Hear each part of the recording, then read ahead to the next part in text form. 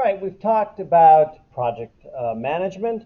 We've talked about controlling projects. And we talked about one tool called a Gantt chart. And we looked at sequential, parallel, and coupled type activities. Now we're going to look at the second tool that sometimes is used is a PERT chart. Both of these have different advantages to them. A Gantt chart is extremely easy to read. A PERT chart is a little harder to read. Not just because this one's blurry, but because there's a lot going on. But there's some advantages to a PERT chart, and that is really the critical path, and we'll talk about that in a minute. So PERT really stands for Program Evaluation and Review Technique. This is a new type of project management tool that was used in the 50s during the Cold War. So let's look at what a PERT chart is and how it works. So we'll look again at that same project of developing these production cartridges. So the first step again was to receive and accept the project. So this is my, there's moving on. This is my first step, right, of accepting it. And the next one was sequential, so you'll see that it goes on to the next one. And the next one, C, is designing the beta cartridges. That also was sequential. So you remember then we had parallel tasks come in, right? We had some parallel tasks that we were doing. And the parallel tasks were to produce beta cartridges and then develop a test program. And what I want to point out, though, too, again, so this letter is the task itself, and the number that we're seeing is the duration, how long it actually takes. So it doesn't show like where it's falling in the month on here, which is kind of bad in that direction, right? But it kind of shows this dependency on each other very well. So now we're at this idea of these parallel tasks, and I will put the task one above each other to show that they're in parallel, and I will branch out between the two, right? So I have the test plan on E, and then the beta production cartridges at D. Once those are complete, they both have to be complete, I can do F, which is test the beta cartridges, and then I go into my coupled range, right? Here's my coupled one, and then I have a number of different tasks after that. And I'm doing two things that are multiple parallel things. I have J, which is purchase assembly equipment. That one's a parallel task. And what's happening with that in parallel is K, and K is my fabricate my molds is done parallel. And then M is also parallel with J, and M is certify the cartridges. But L is also parallel with M and J, right? So it's kind of all, at this section here, we're paralleling three things at one time. And then it goes and finishes up at initial production run. So this kind of shows a good sequence of things, of how things can be done on a PERT chart. So one of the advantages to a PERT chart is that it can show you a critical path, right?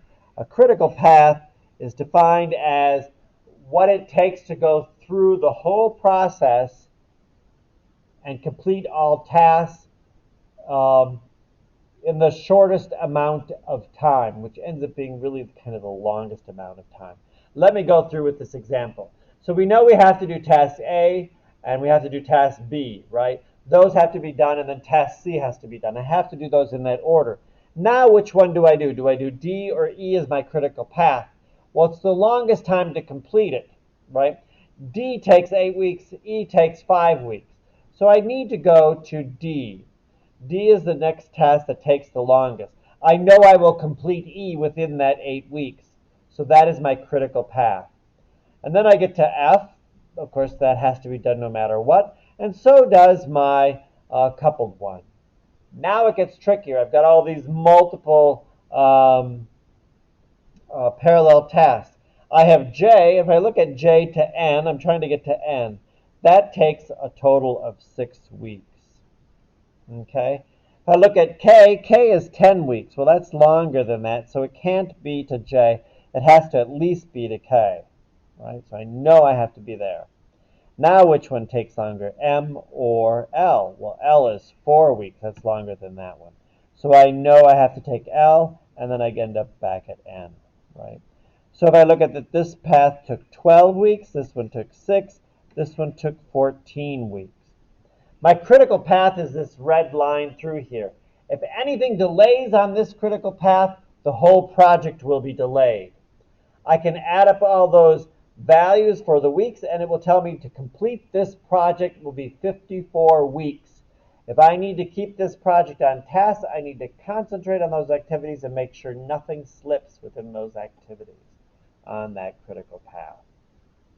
So the critical path is the longest path by time through the network. See, that's what we did here, the longest path by time. So here's 8, right? It might not be the longest. This one could have been 15 weeks down below here. We could have gone that way. So it's not by the number of tasks, it's by time. And there is no slack or float time in it.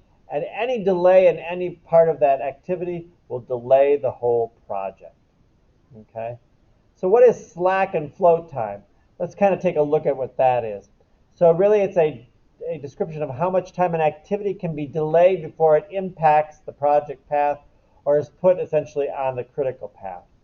If I look at this section here, right, I have a float time between these two, or slack time. I have 3 weeks. If this project E, or if task E takes longer than 3 weeks, it will impact my critical path. So I could have it take 6 weeks, it doesn't matter. I could have it take 7 weeks, it doesn't matter. I could delay it by 2 weeks, it won't matter, right? But I need to keep it at 8 weeks or less. Anything more than that, and it throws off my critical path. Okay? The next step what we want to do is how do we look at accelerating a project, because a project never can be done soon enough for upper management.